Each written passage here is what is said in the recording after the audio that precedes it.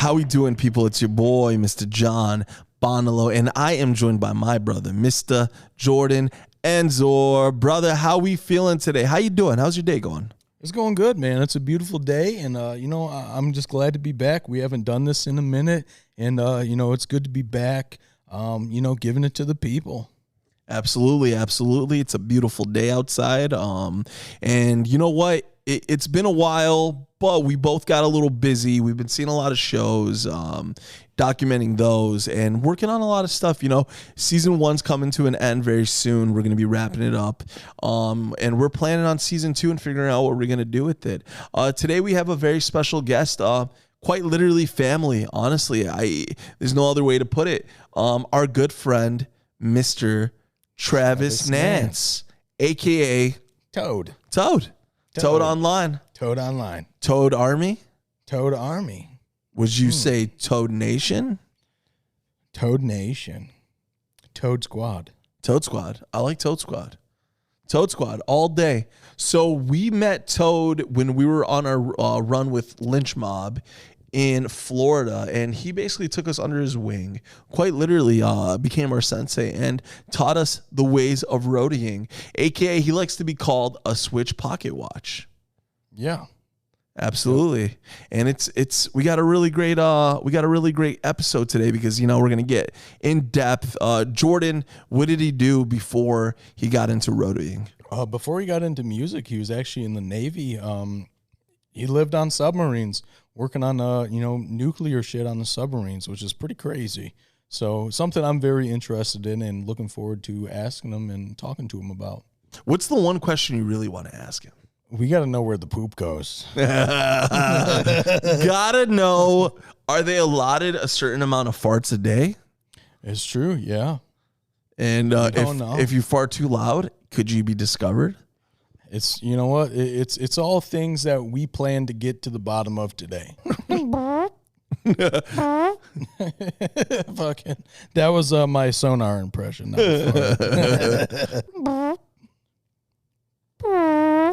You ready for this interview? Let's go, buddy. Let's do it. Ready to jump? Yes. 1, 2, 3. Whoa! Yo, Travis, what's up, brother? How we doing? Yo, John, what is happening, man? Nothing much. With Jordan, your other brother. Jordan, what is happening, man? Long time no talk. How's it going, bro? Dude, it's going, man. Things are good, man. Things are good. Travis, how has your day been, buddy? Oh, so it's been great, man. I recovered from last night. I've been keeping super busy around here in Fort Myers, working with some local bands. Did 2 gigs yesterday right on the ocean. It was great scenery, man. Something about music and palm trees, Oh, yeah. You can't beat that. Sounds like paradise. Sounds like a beautiful scene. Oh. Sounds like a scene for Jimmy Buffett. No, yep. I mean, that's where a lot of his bass came from, was the coconuts falling and hitting the stage, So. I love Jimmy Buffett. I was so sad when he passed away. It broke my heart.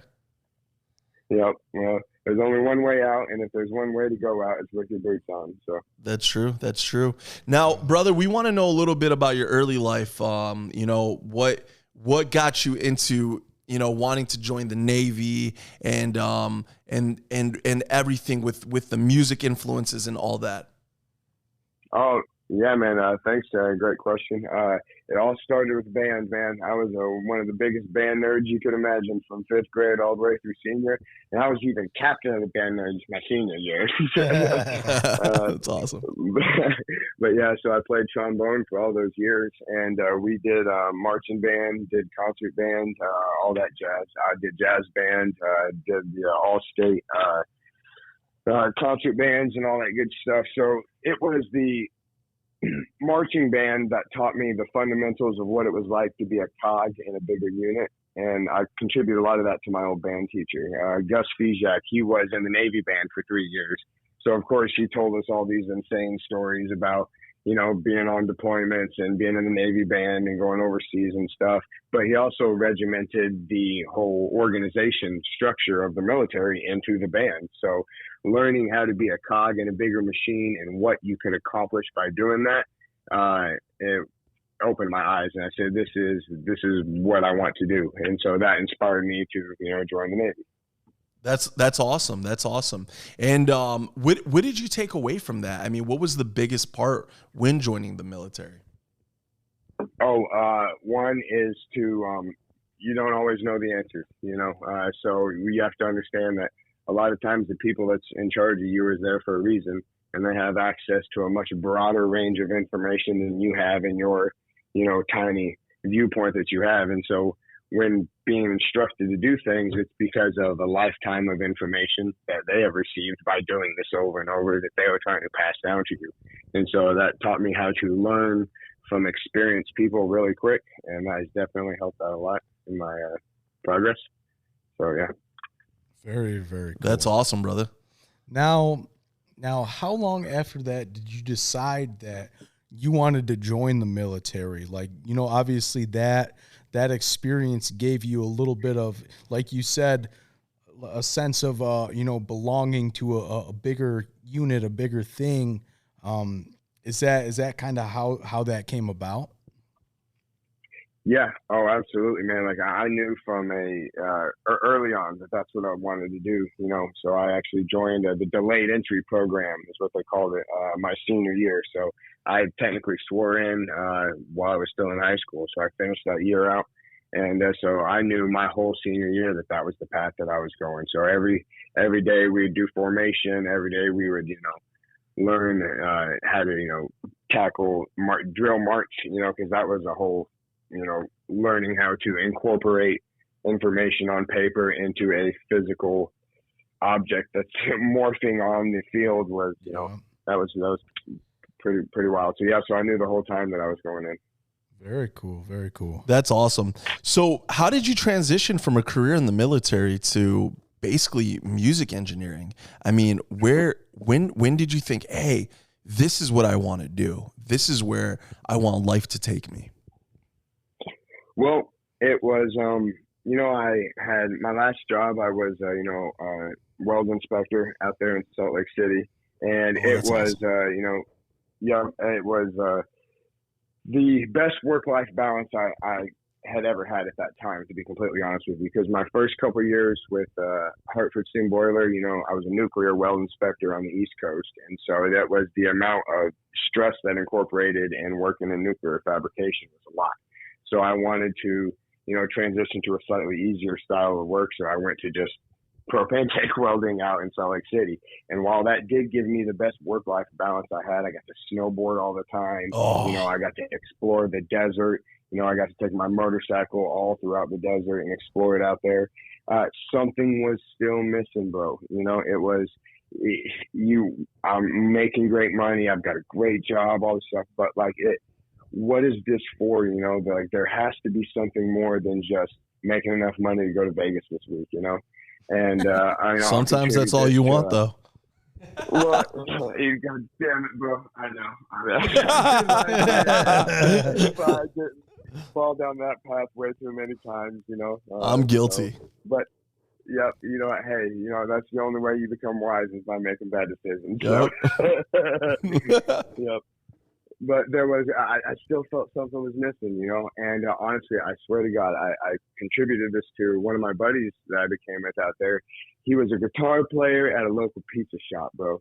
And, we would go there and we'd get pizza on Thursday because we know he'd be jamming out there. And just to watch him play and his enthusiasm, just a solo guy had sitting there doing his thing, his range, how he would be so impassioned with energy when I would start talking to him about my knowledge of music and how I had a tuned ear even back then before I had any vision of sound. I could really listen to and how I saw an energy and a fire there. And I said, I need to have that back in my life. And all of a sudden, all my old music teachings, all my music theory started coming back. I'm like, I need to do something with this. And that's when the opportunity came for me to become a truck driver for Floyd Nation. And I jumped on it, and the rest is history. Yeah. What a big production, Floyd Nation. I mean, we were with you and we got to see all the ins and outs, and it is a team effort I mean, you guys have one of the best teams out there, and that was amazing. We appreciate you once again for having us out. That was Yes, of course. once in a lifetime experience. And bro, I mean, you killed it. You guys, as a unit, you guys kill it. There's no other way. You guys, you said it, as a unit. Yeah, 100%. I mean, it is a force to be reckoned. It's amazing what goes into that as well. You know what I mean? The lights, everything. As far as, you know. So before that, sorry to interrupt, but before that, did you guys have any concept of what was going on behind the scenes before that Floyd Nation trip? So Jordan wanted to look it up, and I was like, you know what, man? We should just go into this blind. I mean, that's what's going to be amazing about this. Let's not look at anything. Because we were going to do our research. I was like, let's just be surprised, for once. Let's go into this. And our minds were blown. I told there's no other way I could say it. It is such a big production. There's so many ins and outs. And we got to see it from basically walking in through the back entrance to seeing you guys taking all of the cases out to shipping them to the stage. And we got to see everything pretty much built in front of us. It was wild. It was a wild experience. I mean, for us on our side of things, when somebody says, like tribute band or like tribute act, like the ones that we've seen are on like a very small scale, playing like local clubs and stuff like that, Sure. Our local venues. So like, you talk about Floyd Nation being this, this huge entity, and, you guys are playing all these places and you're playing an arena. My first thing is like, yo, I want to look this up online. Like, I want to see what's going on. Like John said, right. John's like, nah, dude, we gotta Absolutely see it. not. We gotta see it in person. Like we have to. This has to be like as genuine as it can be when we see it. This has to be like nothing needs to be spoiled. And I'm like, all right, the first time we see it is going to be the first time we see it. And really, Right. this was so much more like beyond what I could have ever imagined this could be. I'm like, dude, this is insane compared to what blush, bro. Well, compared to what we see, that was insane. And we just want to say one thing as well. That your whole team was so good to us, treated us like family. I mean, like you guys are going to come eat with us. You guys are come hang out. You are more than welcome to do whatever you want. You go get all the video. Like, everyone was so sweet to us. It was such an amazing experience that we just had to come to the next show the next day in Kalamazoo. It was just that awesome. God. The fact you guys showed up just because, that was proof in the pudding that we were doing something right. I mean, family, man. You guys became, well, listen, Toad, you've been family since the first day we met you, but the rest of the guys, family, Keith, everybody, man, that was awesome. That was such an awesome experience, and just wanted to thank you once again. It was my birthday that day. I couldn't have had a better birthday if I planned it or whatever. That was the best thing that could have ever happened. Now with Floyd Nation, you guys have been playing a few other shows.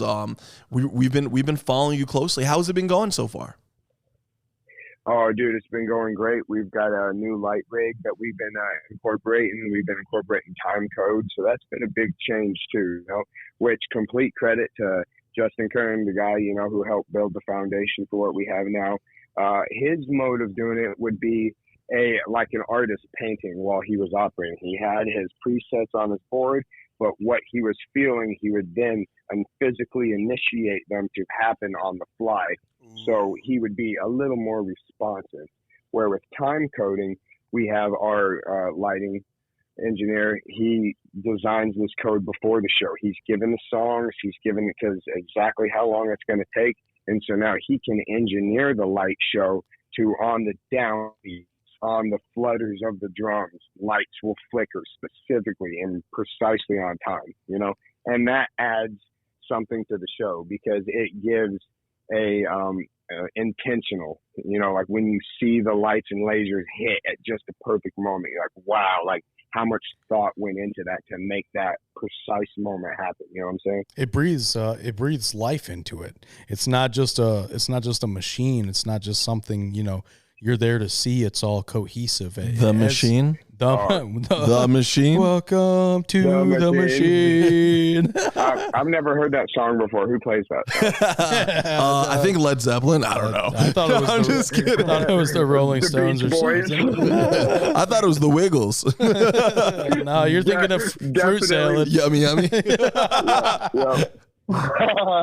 Now we wanna hop off of Floyd Nation for a second. We do want to get back to it at some point here, but we want to talk about. You're the driver. Hey man, I appreciate it. Usually you're the driver, but hey man, I appreciate it. So we want to talk about the family. We want to talk about your mom. We want to talk about your grandma. We want to talk about Aunt Barb. Aunt Barb. We want to talk about the road trip. We got to meet your family, and man, we love them. We felt like we've known them our whole lives. Tell us about that road trip you guys did on the motorcycles, right? You guys went all around America? Yes. Me and my grandmother. You know, I thank them for every bit that they've impressed upon me. You know, between my father teaching me Southern hospitality and my mother and grandmother teaching me the kindness of the Midwest. You know, I mean, I couldn't have had a better upbringing. And so when it comes to grandma, yes, for those listening at home, me and grandma, we've done 3 motorcycle adventures. 3? Wow. Yep. Because we had to train before we did the great adventure, right? We had to earn our spurs. You know what I'm saying? So that's awesome. Because there's so much to learn in a massive trip across the country on a motorcycle. So our first trip was from Salt Lake City to Winslow, Winslow, Arizona. Yep. And because I had to stand on the corner and see what Jackson Brown saw. Our second trip was from Salt Lake City all the way up through the Grand Tetons to Yellowstone and back down. And then our final great adventure was from Salt Lake City to Fort Myers, Florida. And that trip was 21 days straight on the motorcycle, 3,742 miles. We went through 13 states, 2 mountain ranges, and we had 4 planned stops along the way where we visited family. So we had 4 rest points along the way. The first one was in Denver. After Denver, we went up to Omaha, Nebraska. After Omaha, Nebraska, we went to Tennessee to Oak Ridge. And after Oak Ridge, we went to Columbus, North Carolina. And then after that, we went home to Salt Lake City. We camped, we moteled, we hoteled. We did Holiday Inn. Holiday Inn. You beat me to it, Jordan. You beat me to it. Yep. That's crazy, dude. That's wild, man. We're happy you got to have that. You know, I mean, 3 times. You know, Grandma, she said it was the most freeing time of her entire life because it was something to be said about, you know, the only job we have today is to pack our tent up, put it on the motorcycle, and point it east. And then we'll figure out, we didn't plan any hotels, nothing, because, you know, expectations can be the thief of joy, you know? Yes. And so when you have to be somewhere, when you have to, you know, have all these have-tos, you are unable to enjoy the moment that you're in right now. And when we did just enjoy the moment, we had the most amazing campsite ever in Kansas. You know, in fact, I painted a picture of it and it's hanging on her wall right now. You know, I mean, it was the way the bridge was and the pink sky behind it. I mean, matched her pink helmet perfectly. That's awesome. Synchronicity at its best, man. But you know what? It's a beautiful thing that you got to share that moment, you know, with her. And she views it as such. You know, that's a beautiful thing to make a huge impact like that on somebody you love, and not only that, somebody that loves you just as much. That's a beautiful thing, yeah. And I'm happy that you have that. You know what I just realized? All 3 of us are grandma boys.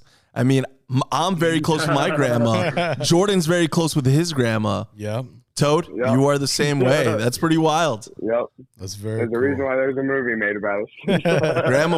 Grandma's boy. There's a lot of different plot points in that movie. that movie is wild. I'm not going to quote any of that movie right now because a lot of it's wild. One of the best movies. Dante. Yeah, but you get the gist. But that's cool, though, Bo, man. the last thing I want to say about Grandma and that trip, though, was the inspiration that we gave to other people. Because first of all, when they saw that there was two of us on the bike with kitted out to cross the country, they couldn't believe it. And then when they found out that she's my grandmother, their minds literally exploded in front of our faces. That's awesome. And for them to say how much it meant to them that a grandson was willing to spend that much time with his grandma in this day and age, it moved mountains, man. It really did. I mean, Jordan sees his grandma every Sunday. Takes her out. I'm the same way. So I didn't get to this morning, but I'll probably see her on the way home. There we go. So I mean, we're all we feel that and we love that. I mean, let's not get off grandma yet. I mean, she taught you about Alice in Chains. Yes, she did. Rooster, man, that was my first introduction to what the hell is this? You know what I'm saying? 'Cause it's like, my first real introduction to music as a kid was country, and that was through my dad. There's two types of music, country and western. And we play both of them, and so, that was a great foundation in harmony and and songwriting. But there's really no exploration of the guitar. There's no finding new grounds of what this instrument can do. And when I heard Rooster for the first time, it was just like, what is this voice? What this message about? Because I was super gung ho with those, at a young age, and so to hear a song portraying war in that way, it shifted the course of my life. Yeah, that's about Lane Staley's dad. Yeah. Very cool. Now, how far did you dive into Alice in Chains after that? Because they have a lot of people know like Man in the Box and Rooster, and those are like the big ones that everybody knows. But like they have a ton of other killer music. Yeah. And unfortunately, not that deep, because you have to remember this was back in the early 90s. So my access to music was very limited. Basically going over and hearing, like the CDs that they have, and so that was when it came to new music, that was really the expanse of the catalog that I had access to, It was later on, once I got a little older in 8th grade, when Napster hit the world. Oh, no. Lars Ulrich is going to come after you. You better not have been stealing from Metallica. Nope, I sure wasn't. If anyone's listening, he did not steal anything from Metallica. And in fact, we protested every single time. We was out there with our picket signs. That's funny. But so that was kind of a change in the mind shift of people, is because of course, being young and not having any money, you don't think about the ramifications of the artist and what that does to them when it peer-to-peer sharing started happening. But all we saw it as in our limited scope was, we have access to all the music ever. This is amazing. It really is nice, isn't it? It's awesome. It really is nice, isn't it? I love not having to put CDs in anymore. But you know what? I'm at a point in life now where like, as a collector, like I've done my fair share of buying the media. Like I have the CDs, the cassettes, the vinyl, the posters, the singles, the fucking singles. Sure. The Pringles, Yo, speaking of Pringles, hey, that's a great segue right there. Yes, I still remember it like it was yesterday. I had to get something out of the car. I'm walking out. Toad's outside, just chilling, and me and you got to have a heart-to-heart conversation and get to know each other, and it was awesome. And I mean, me, you, and Jordan have just become family, like I said, and that run we had in Florida was so awesome because you showed us everything, and it was so cool. It was so hectic. With a band I knew nothing about, you know. Which we learned later that you had no idea who this band was. We're like, Toad's more of like a Grateful Dead, Pink Floyd fan. What is he doing here? But also, Yep. Toad loves Led Zeppelin and Pringles. Jason Bonham. Yep. There's a reason why my cat's named Bonzo. That's awesome. I'd like you to recount that Jason Bonham story that you told us down in Florida. So Oh yeah, that was a great story. I really want the people to hear that. Oh, the one about the roadies and the trash bags? I think so. No, I think it was the one where he walked past you and then you got to talk to the singer and it was like a Led Zeppelin tribute and you got to work it with them, I believe. Oh, yeah. Okay. It was just like it just blew you away. Bonham. I want to know about the trash bags though afterwards. Yeah, we gotta know. You can't just say trash bags and then not tell us the story. Read the Zeppelin biography and you'll know exactly what I'm talking about. But so the Jason Bonham and getting to work for him. So as all you listen at home know that Jason Bonham is John Bonham's son. And this was a beautiful moment of synchronicity for me and this taking this cataclysmic left turn into the world of rock and roll, you know. And so back in, if any of you have ever been to the Red Rocks Amphitheater out in Colorado, you'll know it's absolutely timeless location, you know. And I'm dreaming of the day our nation gets to play there. But one of the first concerts that I went to out in Red Rocks was I bought tickets for my mom. It was to see Foreigner because Foreigner was her favorite band growing up. And so it was Cheap Trick, Foreigner, yep. And the opening band was Jason Bonham and the Led Zeppelin Experience. And I was like, I was most excited about that because, you know, being, you know, Led Zeppelin, that was the first vinyl that I ever got was, you know, Led Zeppelin 4. And, you know, Bonham showed me what drums could do in a way that my country-minded brain couldn't, you know, possibly perceive. And it was watching him play it absolutely, you know, mind expanding. When The Ocean is one of my favorite Zeppelin songs, and in the middle of their set, Jason's like, we don't normally play this song, but because we're so far from the ocean, we figured we might as well. And then they went right into it, man. When the tempo change hit, I literally ascended. So life-changing show. Fast. Yeah, dude. Oh my God. I'll tell you, man, that tempo change, it was, I left Earth. It's just ascended. But he's back. So he did come back, thankfully. He's here. Yep. That's awesome. So now, are we doing this podcast from space? Yep, from space. Yep, we're beaming down, gentlemen. So now fast forward to last year, you know, I'm starting out in this world of music. You know, I've proved my way of being a roadie and being a truck driver, getting into the world of sound engineering, but I still have all these, you know, roots of pushing crates. And so I got a message online from my boss, John Conrath, and he's like, hey, I saw this post, and it was the Immokalee Casino needed hands for a show that night. And I immediately replied, yes, hey, I'm here. Tell me what time to be there, and I'll help you out. You know, no questions asked, didn't care who it was. And then they said, all right, we'll be here so-and-so time. You get here early, you can watch the show, all that stuff. I'm like, oh, well, who is it, by the way? And they said, it's Jason Bonham and the Led Zeppelin Experience. And I said, shut the front door. And so I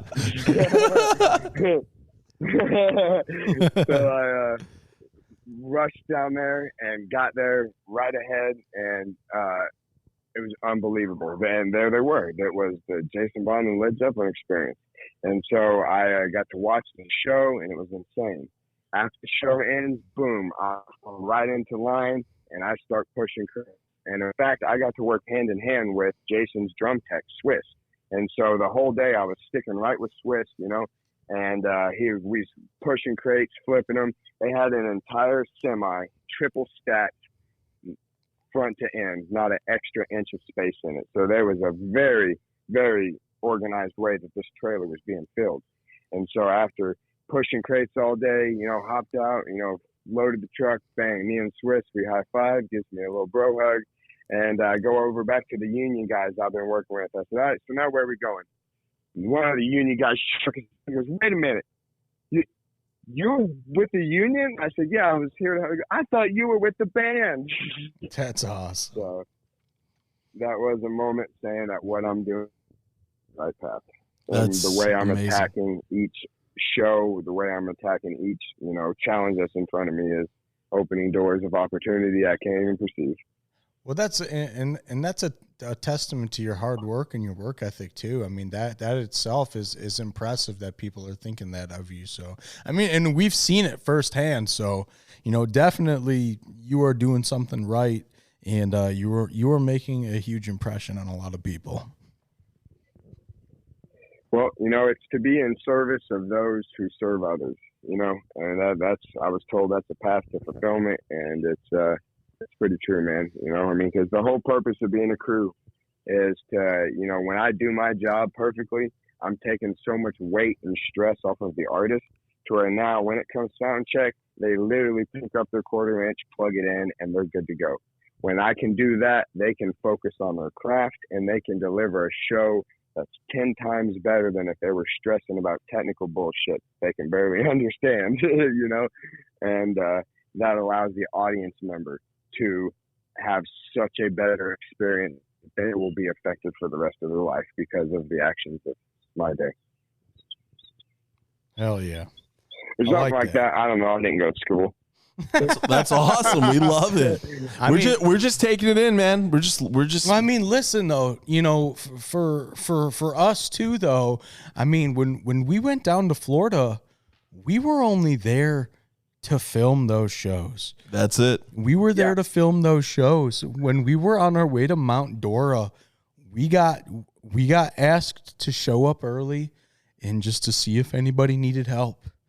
A few stagehands didn't show up, and they're like, "Can you guys get down there?" We had no idea we honestly, Toad, we had no idea what we're doing. If it wasn't for you, I mean, we would have been still up there sweating probably today. We probably just been in a corner, just living there, just scared to go home.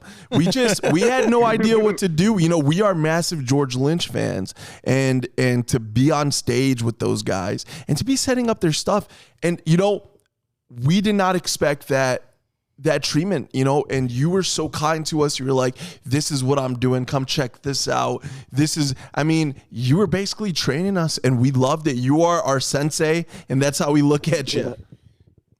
Well, bro, I appreciate all those kind words, but don't put you guys self short any bit at all, because the reason why all of that unfolded is because how you guys acted. You showed up with an open arms and a big heart saying, what can we do? And you don't realize how much that helped us carrying those deads off the stage. Because it was what, a 20, 30 foot uphill climb from the stage to the hallway where we were throwing those deads. And you saw how much chaos was going on inside. All chaos. Ugh. Dude, that whole, when we showed up, I don't think really like anything was on stage yet. Nothing. Everything was still in the lobby. So as soon as we got there, it was like, what can we do? And Keith and John were like, everything that's out there needs to be up here. And it was like, fuck. We're like, oh, can we go back to Michigan? Can we get the fuck out of here? Yeah, but you guys didn't. You stuck with it, and you guys sweated your ass off because again, it was hard work. Well, we're there dressed for the show. I'm rocking fucking skinny jeans and I'm rocking skinny jeans too. I'm rocking skinny jeans and dress shoes. I'm a big boy. I'm not ready for any of this stuff. Motherfucker, wing tits over here. I was wearing black suede dress shoes and I was just like, what's happening? Sweating dick, dude. Fucking Florida heat. I love the Florida heat. I'm a Floridian in heart. I'm a Detroit boy, but whenever I need to get away, I go straight to Florida. That's my place that I need to escape. I love the Florida heat. So I just love being there. But yeah, man, that was a lot of hard work. We were happy to be there. And more than anything, getting to hang out with you was the reason, we came back, and we were there for 5 shows afterwards, Yeah. So our original intention was to go to a couple of those. We were invited just to 2 all shows. Of them. We were invited to all of them. We were only going to do the first couple and then, see what happened. Right. But Sure. that first show down in Pompano Beach was kind of like, I didn't really feel good about it because the venue didn't provide us with great footage that we came to, deliver, that we were asked to give. And so, but that Mount Dora show, all of the stars aligned for that. And really, we had the best experience setting up, meeting everybody on the crew. Got that video, the video that I took is upwards of over 60,000 views of George Which is Lynch awesome. Playing those Dawkins songs. Fucking insane. I got to eat a donut that George Lynch threw at some guy and his chick. It hit Jordan. I got winged with a fucking donut from George Lynch. These guys got to eat it. It was awesome. That guy broke bread with me. He's like, "You got to eat this with me." I was like, that touched the floor. He's like, "Nah, man, you got to eat." I'm like, "Fuck, all right, let's do it." There was like cinnamon sugar all up in my hair and on my It was all LA over his Gun shirt, dude. He just looked like he did a line of coke. I was like, what the fuck? And then later on, it was just like, oh yeah, George threw that donut. And it was like, what? I was like, I ate that thing. Which corroborated a different story that we heard, that the man loves donuts. We got to get to the bottom of this. We heard that the dude goes wild for the donuts. A donut aficionado, you say? That's exactly, yeah. That's what we've heard. That only leads us in the direction of it's true. Everything we've heard leads us to, believe that that's true. But yeah, what an experience. So we can actually add the clip of the donut story in right now. Anyway, I went to see George Lynch and Souls of We at the Ritz in Warren. So I get up to the merchandise booth, and I told George, I have every CD you have, but I'm not going to buy that one because it's so expensive. And I even got Stonehouse. He goes, one question, nobody knows who the singer of Stonehouse is. I go, oh, yeah. I go, yes, I do. It's Matt Kramer, Saigon Kick. He goes, how in the hell do you know that? That's my favorite album I've ever made in my career. Wow. So then he goes, if you buy that new album I have, I'll give you a donut backstage. You can have donuts with me. I go, I'm not going to buy it. It's too expensive. So I walked away. I came back and go, George, I'll give you $10 for that, no matter what. He goes, okay, $10, you sold, band, sign it. And then I walked away and he goes, Donut Man, I told you, if you bought it, you're going backstage and have donut with me. And I only eat Krispy Kreme. That's the only donut I like. Okay. So I go backstage and I got to hang out with George Lynch and eat Krispy Kreme donuts for the night. And then we'll have that. But yeah, that second Mount Dora show really solidified, like, we really feel like we're a part of something bigger, and it felt good to be a part of that. And so it was like, you know what? Let's do the rest of the shows. So going into the third show, it was like, we became close with All or Nothing, and then it just felt so good. It felt so good. Yeah, and dude, I'm so glad you guys stuck it out. Yeah, that first show was nuts. I mean, and you guys have seen the different venues and how I operate and all that. This venue, they barely spoke English. So, I mean, the fact that I had to go to Google Translate and go mute the mains in Portuguese was showing you what I was working with,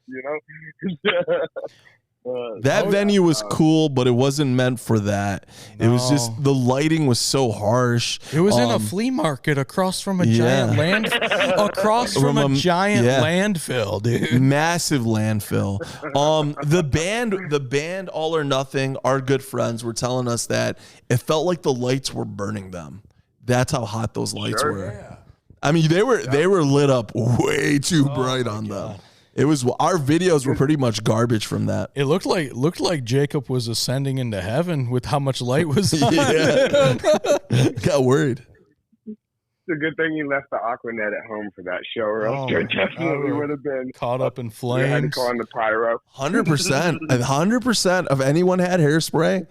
Game over, bro. Straight up Michael Jackson scenario going down. Pepsi commercial. Pepsi commercial.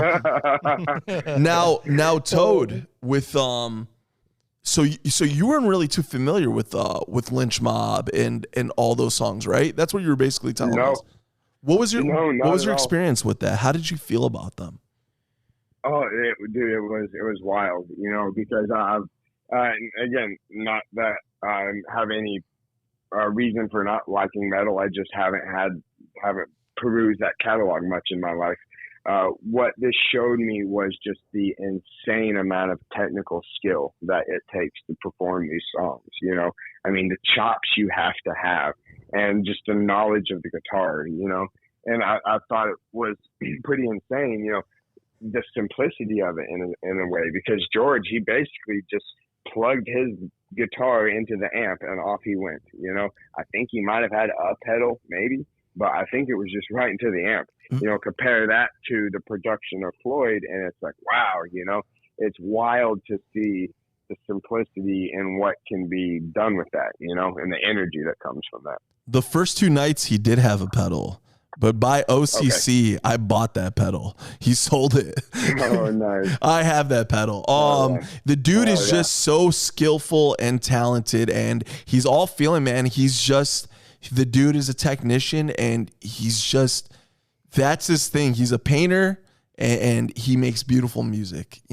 He's an artist. That's just what it is. He makes magic. The dude's amazing. Yeah. He is, to me, he is my Eddie Van Halen. Everyone's like, Eddie Van Halen's the dude. To me, George Lynch is the guy. And seeing him 5 shows back to back to back to back has really solidified that and made me a bigger fan than I've ever been, honest to God. And I know Jordan lost his damn mind too. It was cool for me because, what everybody might not know is that, like, I have been a Lynch Mob fan for years, right? John was more of a Dokken fan. He didn't know too much about Lynch Mob before we saw them, but I knew the hits, you know. Yeah. But he wasn't as familiar with them. Now they're one of our favorite bands of all time. Period. We've seen them so many times that it's just like we can't get enough of it. We can't get enough of it. And to see it live, incredible. Wow. Well, yeah, I know I'm getting ready to go on the road with them next week with George Lynch and all them in Tennessee. See you there, buddy. Yep. Johnny will see you there. Oh, yes. You're not going to be there, Jordan? I wanted to be there. I'm having some troubles with my animals right now, so I got to be home to take care of them and make sure that they're healthy. Really wanted him there. I didn't want to go without him. I was about to drop out, but he's like, no, man. I'm making Johnny go. He's making me go. I feel like I don't want to leave my brother behind, but he's very adamant about me going, so I'm gonna be there. I'll be with you, Toad. It's gonna be a good time. I got gaff tape ready, so let's go. You're already a step ahead of the competition. Johnny was very adamant about picking up gaff tape. Gaff tape, and I pulled 2 things away from that experience. You told me it's always good to have gaff tape, and bring gloves next time so your hands don't get all ripped up. Oh, yeah, because one of the cases, splinters can happen, and when you're moving those cases, I've had a hand get smashed right in between 2 of them, and when you got good gloves on, it will save your fingers. What kind of gloves do you recommend for the people out there that are getting into this? Oh, man, any of them. You can find it, like, this is not a paid sponsorship, but Home Depot or Lowe's or whatever, and it's got the impact resistant. That's the most important part, is that they've got the little raised portions around the knuckles, so that way, if it happens to be caught between 2 crates at the same time. Okay, I bought the right ones then. I was mostly asking for myself. And if you got to knock somebody out, you got a little bit of extra up on the knuckles. That's what I'm hoping for. Mm-hmm. I'm hoping to choke someone out. Someone go for George, I'm taking him down. Yep, we're keeping that pimp hand strong, you know. Got to, man. You got to. I'm just dying for it. I'm just hoping one time someone gets out of line. Johnny wants to bounce somebody So bad. I've been waiting for it. I was hoping it would happen once. I mean, God forbid it ever happens, but just one person. Oh my God, George, I gotta hug you. Boom. Goodbye, motherfucker.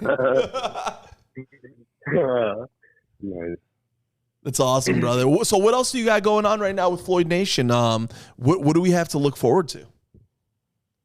Yeah, man. So right now with Floyd Nation, we got because, you know, there's all kinds of repairs you have to do. But coming up, we got a couple shows in August, you know, coming up at this August 16th at the Palace Theater in Greensburg, PA, and August 17th playing at King Park in Cleveland Heights. But what I'm really excited for is the shows coming up with you guys in October, you know, the ones in, let's see, it was. Yeah, you guys got late October. You guys are going to be at Soundboard down in Detroit. Yeah. October 24th, we're going to be in Soundboard Detroit, and I'm excited for the Soundboard just because, you know, Detroit's such an epic town when it comes to music. But Carmel, Indiana, the Palladium, we played there last year, and it is just talk about an awe-inspiring venue. The architecture inside of there, the 4 stories of all these balconies that you're looking at, and it's just the light show is blow our minds. So I'm excited. Very, very cool. Hell yeah. And we're excited to see it. We're excited to see it again. We are not going to do, I know we have the, you know, Floyd Nation on Facebook and Instagram and stuff, but we are going to try our best not to go out of our way to see any glimpses or sneak peeks of this new stage setup. That way, when we do see it again, it is a surprise and we can be blown away by it again. Sure. Yeah. And, you know, and when you were talking about that earlier, I really wanted to, you know, see what your guys' thoughts are on this, because I love the way music is transmitted and the way it spreads throughout our culture. You know, and when you look at the past, before Woodstock was filled before the internet happened, you know, and so it's all about the transmission and word of mouth. You know, when you have another incredibly musically minded friend, when they recommend a band to you, you know, you then indulge in it. Oh my God, I see everything that you were talking about. And a lot of that comes from, you know, having no expectations before and experiencing it in the moment. So I think that's really cool that you guys are going about that, because it's like incorporating that mindset of old, you know, into consuming music the way it used to be consumed.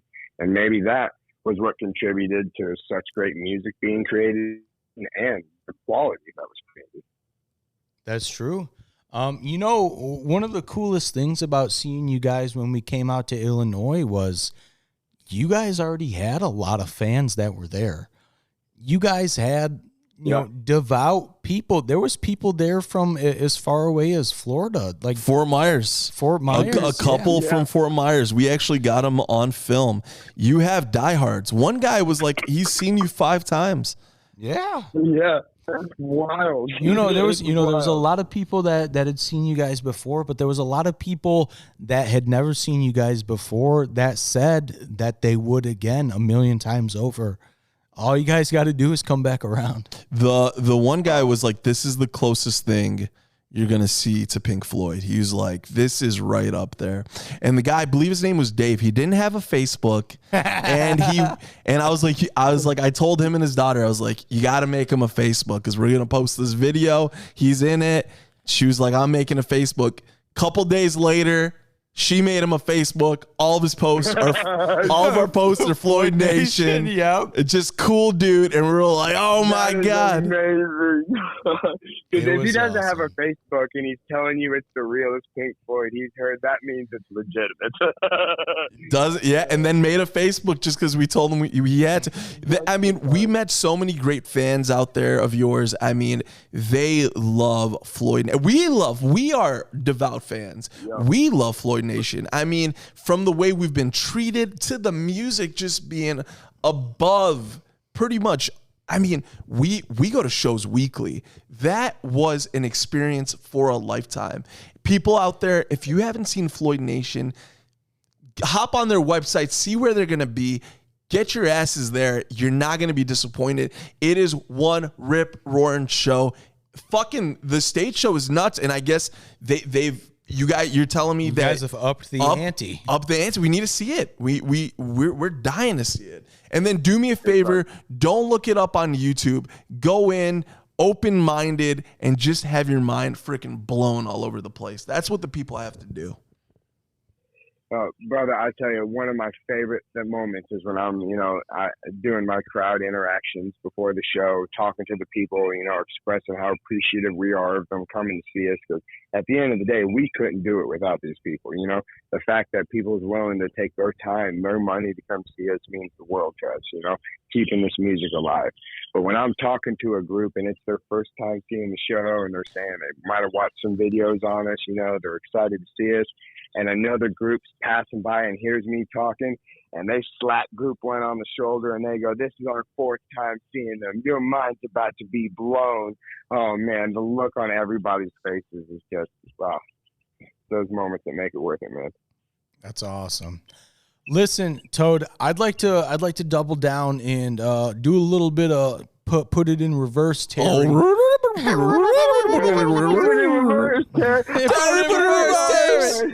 no, Terry!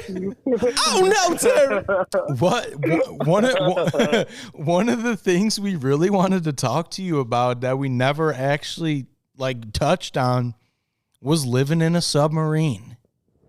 Yeah, you have firsthand submarine experience. We got to hear about it. Yes, we got to hear. We talk about it once a day, so we need to hear about it. Yeah.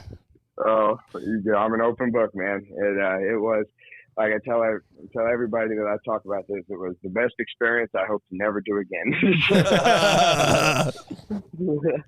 But yeah, it was, I joined the Navy right out of high school. Like we talked earlier, I knew my whole senior year, this is what I was going to do.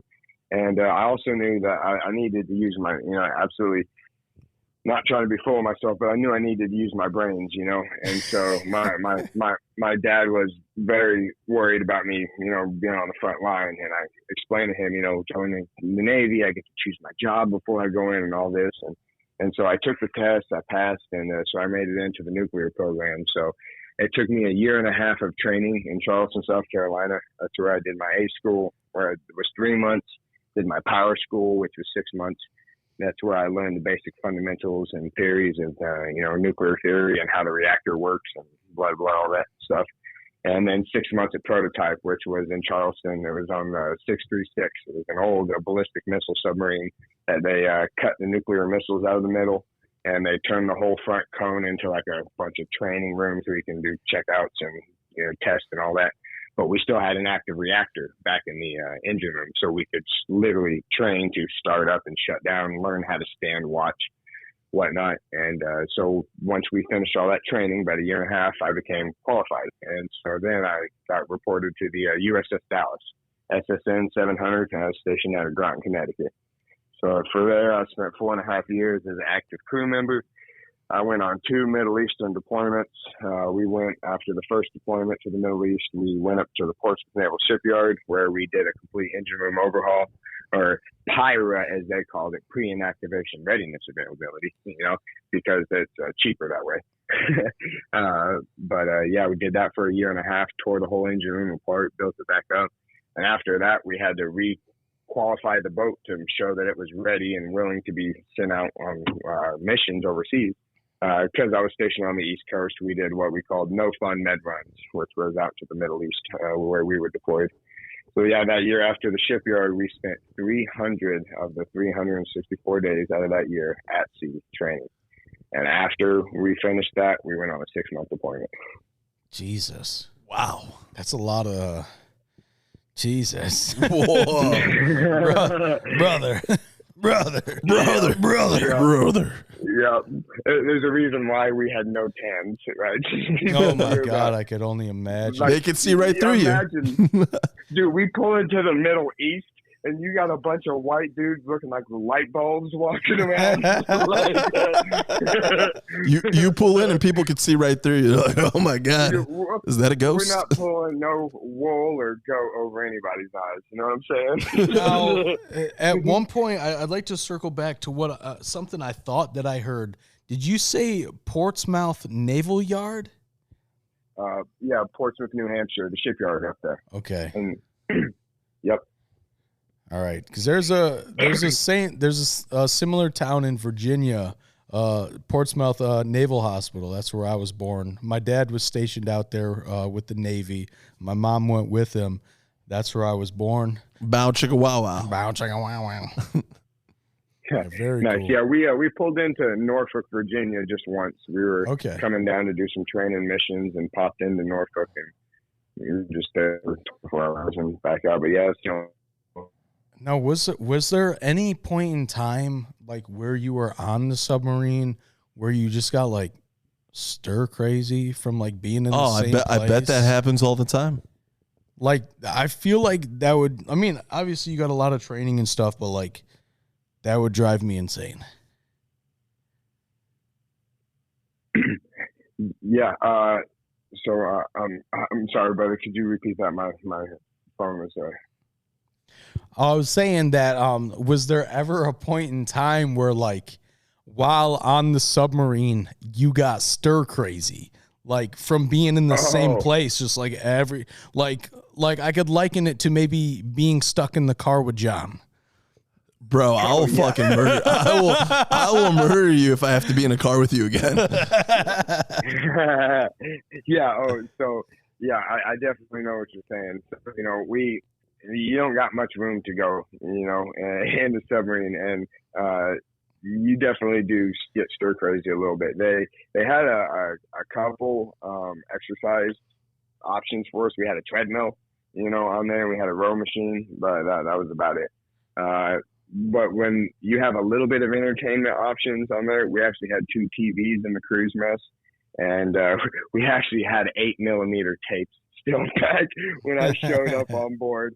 So when we would pull into port and we'd get mail call, there would be a big box of new 8mm tapes that would be movies in the theater right then, so we could watch that stuff. But you can't do any of that until you're qualified. So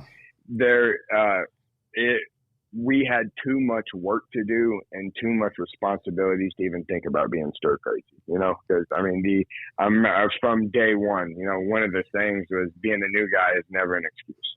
And so you are expected to perform at 100% from day one with this tasks that it's hard to quantify how much is expected of you, on top of having no sleep and having lowered levels of oxygen and having no vitamin D from the sunlight. So yeah. Now, does it stink down there? I feel like a bunch of dudes stuck in a submarine would just stink. Yeah. So so it does stink. Okay. All right. Fucking sweaty booty and armpits. I don't want to ever be in a submarine. So I got 2 stories to paint a picture for the olfactory senses, if I will. So amine is a chemical that we use on board that is to pull the CO2 out of the air, right? Because we have to keep oxygen levels so low, because the easiest way to keep a fire from happening is keep the oxygen levels low. Yeah. We would rather pull the CO2 out of the air instead of put more oxygen out into the air. So we'll be doing a lot more of removing the CO2 and spitting that back out. Well, that's a chemical that's called amine that we use to do that. And amine is a beautiful chemical because 1, it's a carcinogen, and 2, it permeates throughout the entire boat. And it soaks into the fabric of your being, and it produces a smell that is acrid and rank, and it's horrible. Gross. I still have a bag of my old Navy clothes that's in a plastic Tupperware container somewhere. I can open that up to this right now, stick my head in there and go, yep, that's a submarine. And it still smells exactly like it did back then. Gross. So that's one on, yep. So that was one fold. And twofold, one of the most often questions that I'm asked when I tell people I was on a submarine and I tell people I was a nuclear mechanic and I was operating in the engine room, it's not how the reactor worked. It's not how we made oxygen. It's so how'd you all get rid of your turds while you were Oh, you beat me to it. You beat me to it. Dude. Yep. So I'm like, all right, well, here we go. All right, since you asked. So we had 3 sanitation tanks on board that was called SAN 1, SAN 2, and SAN 3. And so SAN 1 and 3 had gray water went into those, which is like water from the showers, water from the dishwasher, whatever, garbage disposal. And then SAN 2 was what was used where actually the waste went into. So on a submarine, we have some super fancy toilets, right? Where it's basically, it's just a big old shitter, and you've got a giant handle valve on there that looks like you're shifting gears in a semi-truck that operates just a ball valve. And you got another valve that puts seawater into the bowl. So, you do your business, and when you're done, shift that lever down, and it just opens up that ball valve and falls into the tank. Right? And then you pull the ball valve, and all right, now it's closed. So now when the tank fills up and we need to get rid of it, well, we had 2 ways of doing that. We could either use a, hydraulically, driven pump, positive displacement, to pump it overboard, which we could do that all the way to test depth, which per Wikipedia is greater than 800 feet. But that makes a lot of noise and stuff like that when we're running a machine. So when we need to be quiet, we have to get rid of it another way. And that's when we would do what's called blowing sands. So when we would blow sands, we would have to A-gang, the conventional mechanics, the dudes who didn't make it through the nuclear pipeline and then ended up still having to be machinist mates on a submarine. They ran these sanitation systems. They would then pressurize the systems and blow the stuff overboard. So just like, we do it all the way down to test depth. Well, here's the catchy part, right? You can't blow that whole tank out because if you do, you're going to send all kinds of bubbles out and you're going to tell everybody where the hell you are. So now you have to stop before you empty the tank out. All right, great, no problem. Now you got a pressurized shit tank with pressurized shit air that you got to get rid of. And where's it going to go? We circulated back into the entire goddamn. No!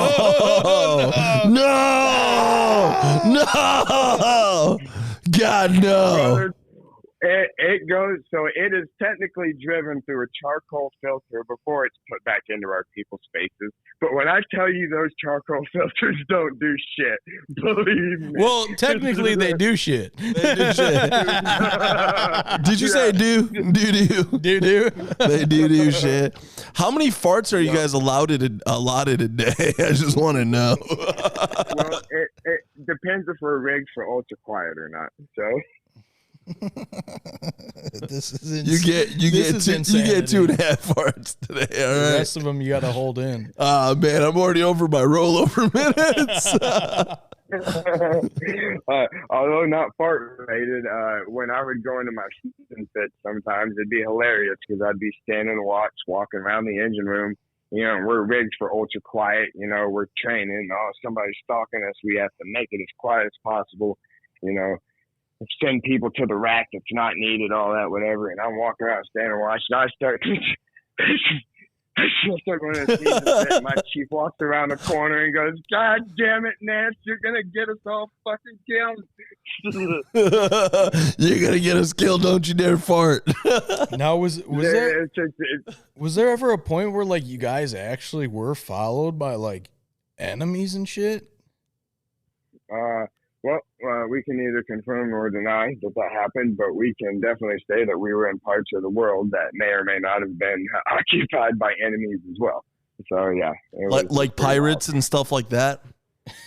The worst kind, but pirates. I was hoping for that response, and we got it. Now, brother, we are up here. We are on an hour and 5 minutes. This has been a great conversation. We have a little this or that for you. I hope you're ready. The first one is going to be burgers or pizza. Burgers.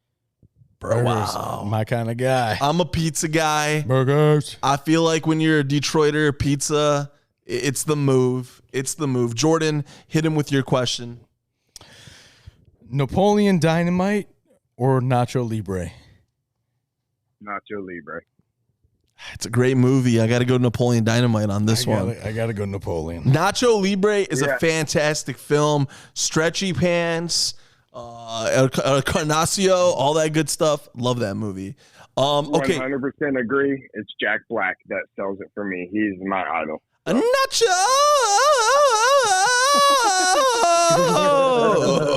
Grazie. Get that corn out of my Get that coin out of my face. Ramses, he's the best. Jesus. Next question for you. Freddie or Jason? Freddie. All right. Jordan?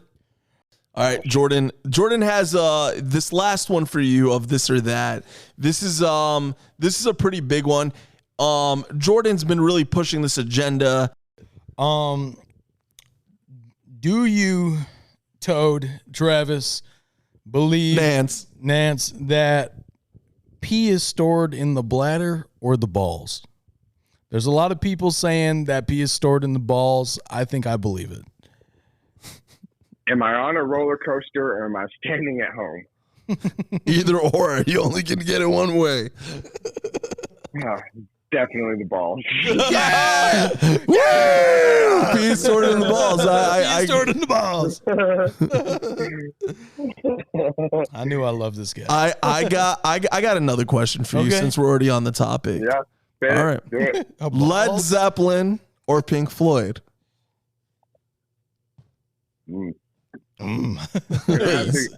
This is a tough one because he could put himself in a real spot here.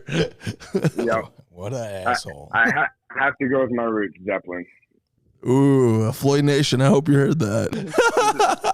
Now, brother, if you could send one message out to the Big Talk Nation, what would it be? Hit them with it. Big Talk Nation, never stop learning and never stop helping others. Oh, love that. Love that. And also tell people what you're working on right now and where they can find you. All right. Right now, you can work with Floyd Nation. You can find us at the official Floyd Nation fan page or Floyd Nation Live. Awesome, brother. We appreciated having you on the show. Can't wait to have you back for season 2. This was an honor. We love you. You are family. Jordan? We love you, man. We appreciate you, and we're going to keep in touch, bro. You ain't going nowhere. We ain't going nowhere. Just around the sun a couple times. That's all. That's it. And then maybe when he ascends, when he's listening to the ocean. Oh, absolutely. All right, you bro. bros are awesome. You're keeping the spirit of rock and roll alive, man. Thanks for being here. Hell yeah, brother. We'll talk to you soon. All right, there you have it. That was our good buddy, Toad. Now, Jordan, how did you feel about that? I think it went great. You know, obviously we love the guy, and I think it shows with the conversation that we had. Very good friend of ours, family, honestly. We appreciate his time, and, you know, we appreciate him sharing stories from his life and, you know, giving us kind of a behind the scenes on his philosophy on, you know, how he does it. What do you think, Johnny? Amazing. You asked so many questions I wanted to know the answers to, and we got to know about his family as well. Jordan, honestly, that guy is family, and there's really no way else to put it. That being said, we will catch you on the next one. Like we said, season 1 is coming to an end very soon. So get ready. Season 2, we got big things stacked up. This song is by our good friend Star Rising. This one is 2%.